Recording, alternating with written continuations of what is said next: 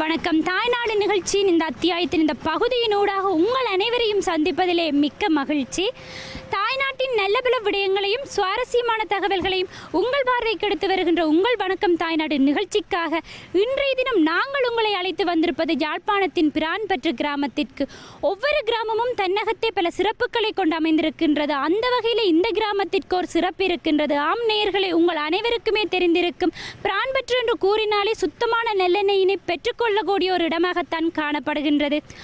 ஆரம்ப கால பகுதியிலே நூற்றுக்கணக்கான சக்குகளினை மாடுகள் பூட்டிய நிலையிலே இழுத்து சுத்தமான நல்லெண்ணெயினை பெற்றுக்கொண்டார்கள். ஆனால் இன்றைய காலத்திலே விரல் விட்டு எண்ணக்கூடிய வகையிலே தான் இந்த செக்குகள் காணப்படுகின்றது. அதிலும் குறிப்பாக இவர்கள் இந்த செக்குகளினை இயந்திரங்கள் மூலம் இழுத்து நல்ல எண்ணெயினை பெற்றுக்கொண்டிருக்கின்றார்கள். அப்படிப்பட்ட ஒரு இடத்திற்குத்தான் இப்பொழுது நாங்கள் வருகை தந்திருக்கின்றோம். இந்த இடத்திலே செக்குகளில் இருந்து எண்ணெயை, அதாவது குறிப்பாக சுத்தமான நல்லெண்ணெயை எவ்வாறு பிரித்தெடுக்கிறார்கள் என்பது பற்றி பார்க்க போகிறோம். அதோடு இணைந்து இந்த பகுதியில் இருக்கக்கூடிய சில முக்கியமான விடயங்களை கூட பார்க்க இருக்கின்றோம். நேயர்களை எங்களோடு தொடர்ந்து இணைந்திருங்கள்.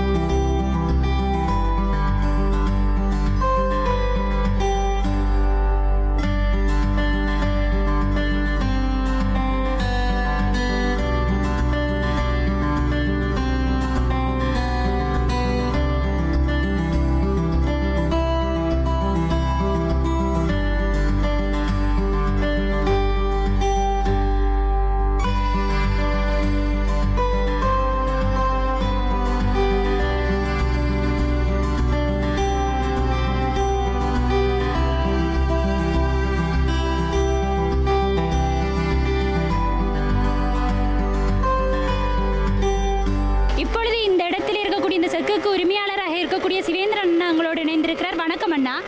ஓமக்கா, நீங்கள் கூறுங்கள், இந்த எண்ணெயை பிரித்தெடுப்பதற்காக பல உபகரணங்கள், அதாவது இயந்திரங்களை பயன்படுத்திருக்கின்றார்கள். ஆனால் நீங்கள் இந்த சொக்கினை வைத்துத்தான் இந்த எண்ணெயினை பிரித்தெடுத்து கொண்டிருக்கிறீர்கள். இதற்கு என்ன காரணம்? இது நாங்கள் இந்த எண்ணெய் கனகாலமாக செய்கிறோம். வாசம் நல்லெண்ணெய் சுத்தமாக தரமாக வாரபடியாக மக்களுக்கு விநியோகம் செய்கிறோம்.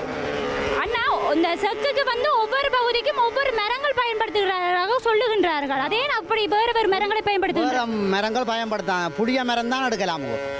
புளிய மரத்தினை மாத்திரம் தான் பயன்படுத்துகின்றார்கள். புளிய மரம், முதிரை மரம். முதிரை மரம் இது புளியுங்கோ. புளி தான் கீட் பண்ணி வாசத்தை கொண்டு வரும். மற்ற மரங்கள் வாசம் பெறா. ஒரு நாளைக்கு 1 கிலோ எள்ளு போட்டிருக்கா எவ்வளவு லிட்டர் எண்ணெய் எடுப்பீங்க? 20 கிலோ எள்ளு போட்டோம்னா வெள்ளி எள்ளுக்கு 13 போத்தல் வருமுங்கோ. கருப்புக்கு 11 போத்தல். 11 போத்தல் வரும். ஒரு நாளைக்கு உங்களுக்கு எவ்வளவு சம்பளம் தருவீங்க? ஒரு சக்கு ஊற்றவங்க 500 ரூபா. 20 கிலோ 1.5 மத்தியாலம் செல்லும். 1.5 மணித்தியாலம் செல்லும். நீங்க ஒரு நாளைக்கு எத்தனை கிலோ எள்ளு போட்டு நீங்கள் எண்ணெய் எடுப்பீங்க? 100 கிலோ ஊற்றுவாமுங்கோ.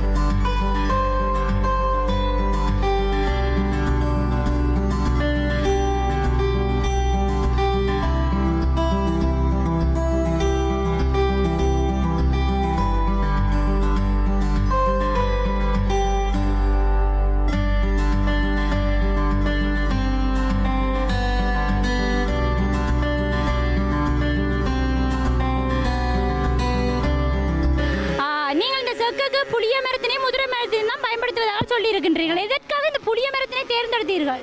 இது நாங்களாக்கா கனகாலமா சின்னல இருந்து அப்பா அம்மா காலத்துல இருந்து புளிய மரம் தான் கீட் பண்ணி எண்ணெய் ரக்கம். வேற மரங்கள் கீட் பண்ணாது. இப்போ நீங்கள் பயன்படுத்துகின்ற இந்த செக்கு எவ்வளவு காலம் பழமை வாய்ந்தது? இது ஒரு வருஷத்துக்கு காணுமுங்கோ. ஒரு வருஷத்துக்கு பயன்படுத்தலாம், ஊற்றலாம். ஒரு வருஷத்துக்கு காணும். பேருந்து வேறு எடுக்கணும் புதிய மரம். அது எங்க இருந்து எடுப்பீங்க? நாங்கள் உங்கள் யாழ்ப்பாணம் பக்கம் தரைக்கிற இடத்துல வேண்டுற 35,000 40,000 50,000 சொல்லுவாங்க. வேண்டி கோதி குடஞ்செல்லு போட 60,000 70,000 ரூபா முடியும். எல்லா அமௌண்ட்டு 2 லட்சம் வேணுமுங்க தொகையா.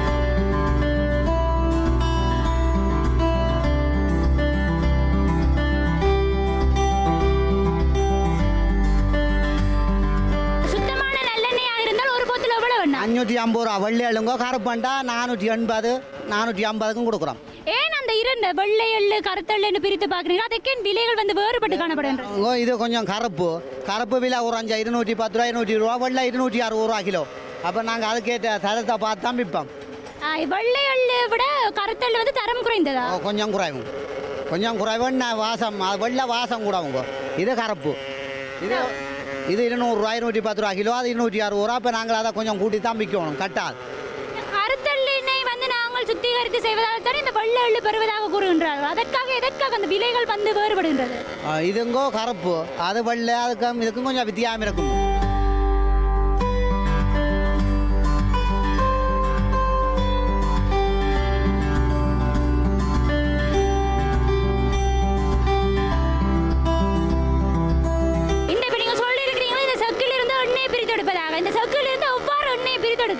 மரத்தில் இருந்து அப்படியே காய்ஞ்சி கொண்டே இருக்கும். தேய 2 மரம் தேய நைச்சு கொடுக்குறேன். நசித்து கொடுத்தால் நீங்கள் அதில் குழாய் வைத்திருக்கிறீர்கள், அதனூடாக எண்ணெய் வழியில் வருது. சரி அண்ணா, நாங்கள் இந்த பேரங்களை தூக்கி வைக்க கொஞ்சம் சக்கையா புண்ணாக்க வரும். இப்படி அரைஞ்சு கொண்டு இருப்பேன். உப்பானை போட்டிருப்பேன். ஆரம்பத்தில் வந்து இந்த மாடுகளை வைத்து தானே இழுத்து இந்த சக்கு பயன்படுத்தினீர்கள். இப்பொழுது மிஷினை பயன்படுத்துகின்றீர்கள். இது உங்களை பொறுத்தவரை எது இலகுவாக இருக்கு? உங்களுக்கு இந்த மிஷின் இலகுவா. அது மாடு வளைக்க ஒரு ஆள் வேணும். வாங்க இஞ்சியாண்டு படக்கும் 150 கரைச்சல் இதாண்டா நாங்கள் ஒரு ஆளே காணும். இந்த மாடு கட்டி ஆட்டுறது இந்த வெயிலுக்கு அது இழைச்சி களைப்பாரும். இந்த மிஷின் எங்களுக்கு டீசலை விட்டாச்சு ஒயிலை விட்டாச்சு தான் இந்த வள வளைஞ்சோன்றது. ஒரு நாளைக்கு எவ்வளவு நேரம் இங்கே வேலை செய்வீங்க? நாங்கள் உங்க ஊத்துறதா பொறுத்துங்க. சம்பளம் 5 சக்கு 6 சக்கு வந்தால் ஒரு 4 பிள்ளை வேலை செய்வோம். அல்லாடி இப்போ 12க்கு அந்த 2 மணிக்கு துவங்கி இருக்கிறோம். ஒரு 8 மணிக்கு முடியும் 3 சக்கு ஊதிப்படும். நீங்கள் இந்த குறிப்பிட்ட நேரம் வேலை செய்வதற்காக எத்தனை லிட்டர் ஆயில் மற்றது டீசல் செலவாகிறது? இதுக்கு 1 லிட்டர் வேணும் ஒரு சக்கு ஊற்ற. மற்றது 3 மாதத்துக்கு ஒருக்கா ஒரு 2 லிட்டர் 2.5 லிட்டர் ஆயில் விட்டாச்சு. கமல்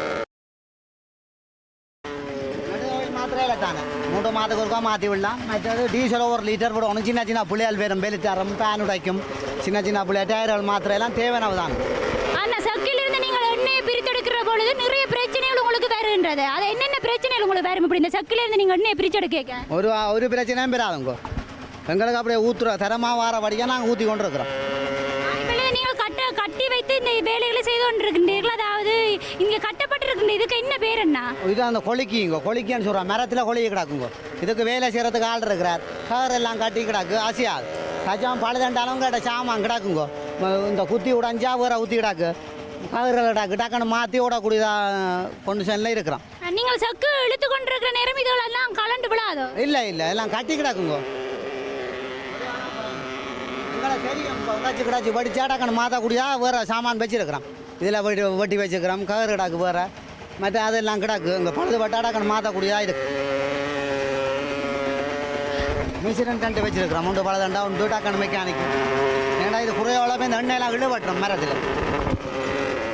எங்கேருந்து நான் எள்ளு வாங்கிட்டு வரேன்? நீங்கள் எள்ளக்கா யாழ்ப்பாணம் இருக்காக்கா? யாழ்ப்பாணத்துலேருந்து தான் எள்ளு வாங்கிட்டு வரேன். ஆமாம். எத்தனை கிலோ எள்ளு வாங்கிட்டு வருவீங்க? நாங்கள் உங்க ஒரு 500 கிலோ 300 கிலோ 400 கிலோ ஒன்று வாங்கிட்டு வந்து கழுவி விளக்கி ஊற்றுறதும். 500 கிலோ 600 கிலோன்னு நீங்கள் எள்ளு பண்ணுறீங்க தானே? அப்போ வேண்டிய கிலோ எவ்வளோ விலைப்படியில் நீங்கள் அதில் வேண்டுறீங்க? இப்போ வெள்ளை 260, கருப்பு 210 220 போகுது பொறியன். 1 கிலோ எள்ளு அப்படி தான் போகுதா? ஆமாம். இப்போ கொஞ்சம் விலைங்க. முந்தி 180 ரூபா விற்றா வெள்ளை, கருப்பு 130 140 ரூபா விற்றா. இப்போ எல்லாம் விலை கூடிடுது. முதல் நல்லெண்ணெய் நாங்கள் 380 400 ரூபா விற்றுறாங்க. இப்போ 550 500. வெள்ளைகள் விலை கூடிடுது. மழை இல்லாததில் விளைச்சல் இல்லை, விலை கூட சொல்லி நிற்கிறாங்க. நீங்கள் இதிலிருந்து எடுக்கக்கூடிய அந்த எண்ணெய் வந்து சங்கத்துக்கு கொடுக்க வேண்டும் என்று சொல்லியிருக்கின்றார்கள். சங்கம் அதை புறம்பாச்சேதாக்கா. இது சம்பளத்துக்கு நாங்கள் ஊற்றுறோம் தனியார் துறைக்கு. சங்கம்ன்ற அது அந்த செக்கு. அது 2 வகையாக நீங்கள் செய்கின்றீர்கள். ஒன்று நீங்களாக இப்போ சந்தைக்கு ஏற்றுமதி செய்கின்றீர்கள், மற்றது சங்கத்தினூடாக ஏற்றுமதி செய்கிறீர்கள். சங்கத்தினூடாக அது சங்கத்துக்கு சம்பளம் வச்சு ஊற்றினோம். சங்கத்தின் நீங்கள் இப்போ இந்த எடுக்கிற எண்ணெயை கொடுக்குறீங்கன்னு சொன்னால் அவங்களுக்கு எவ்வளோ சம்பளம் கொடுப்பீங்க? அவைக்கு சம்பளம் 1000 ரூபா ஒரு ஆளுக்கு.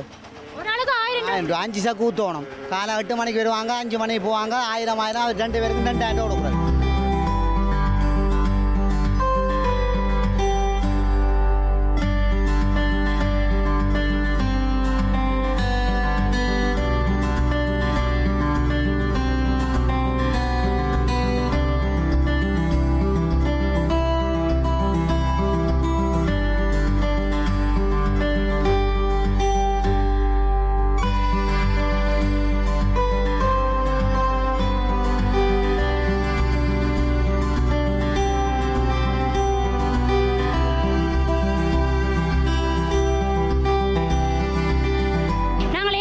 செக்கிலிருந்து எண்ணெய் பிரித்திருக்கக்கூடிய ஒரு இடத்துக்கு போயிருந்தோம். அந்த இடமானது தனியார், அதாவது தாங்களாகவே எண்ணெயினை உற்பத்தி செய்து சந்தைக்கு ஏற்றுமதி செய்வதாக கூறியிருக்கின்றார்கள். இப்பொழுது நாங்கள் வருகை தந்திருக்கக்கூடிய இந்த இடத்திலிருந்து எடுக்கப்பட்டுள்ள அந்த எண்ணெயினை சங்கத்திற்கு அனுப்பி அதன் மூலம் அவர்கள் சந்தைப்படுத்துவதாக கூறியிருக்கின்றார். அப்படி அந்த இடத்துல வேலை செய்து கொண்டிருக்கக்கூடிய ஒரு ஐயா எங்களோட இருந்திருக்கிறார். வணக்கம் ஐயா. வணக்கம். உங்களுக்கென்று பொறுப்பாக ஒரு சங்கம் இருக்கின்றது, அங்கே தான் கொடுப்பதாக கூறியிருக்கின்றீர்கள். நீங்கள் உங்களுடைய சங்கத்தில் வந்து எத்தனை இடத்துல வந்து இப்படியான ஆட்கள் வேலை செய்து கொண்டிருக்கீங்க? உங்கள் இடத்துல 4-3 பேர் வேலை. 4-3 பேர் வேலை செய்யணும். ஒரு நாளைக்கு உங்களுக்கு சம்பளம் எவ்வளவு? 1000 ரூபா. 1000 ரூபா தருகின்றார்கள். எத்தனை வருட காலம் ஐயா நீங்கள் இந்த வேலை செய்கிறீங்க? ஒரு வருடமாக வேலை செய்கிறோம். ஒரு வருடமாக வேலை செய்கின்றீர்கள். இந்த இதில் இப்போ பூட்டப்பட்டிருக்கிறது சக்கு, இதற்கு என்ன பேர் ஐயா? உலக்கை. இந்த உலக்கை என்ன மரத்தால் செய்திருக்கு? முதிரை. எதற்காக நாங்கள் வேறு எவ்வளவோ மரம் இருந்தாலும் நாங்கள் இந்த முதிரையைத்தான் அதிகமாக பயன்படுத்துவோம். முதிராம் போடுறோம். இதுக்கு முதிராம் பாவிக்கும். முதிரையை பயன்படுத்துகின்ற பொழுது அது உடைந்து விழாது நீண்ட காலம் பாதிக்கலாம்.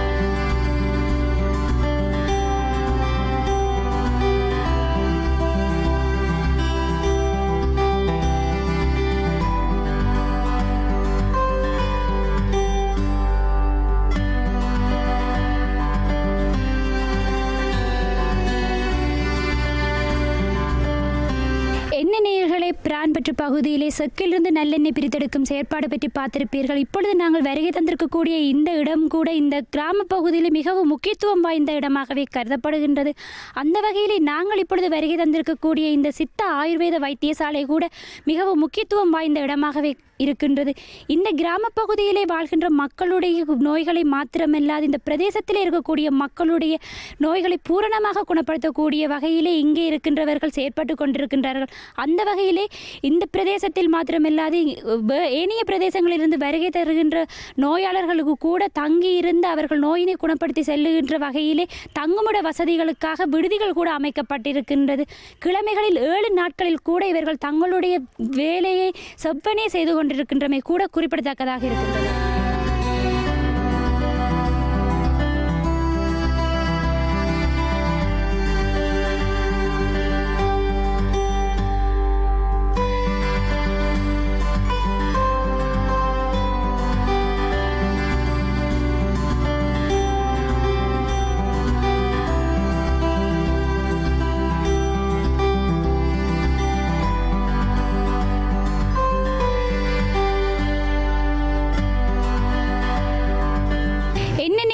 பிரான்பற்று பகுதியில் இருக்கக்கூடிய செக்கிலிருந்து நல்லெண்ணெய் பிரித்தெடுக்கும் செயற்பாடு பற்றி பார்த்திருப்பீர்கள். அது மாத்திரமில்லை, இந்த பகுதியில் இருக்கக்கூடிய சித்த ஆயுர்வேத வைத்தியசாலையை கூட நீங்கள் பார்த்திருப்பீர்கள்.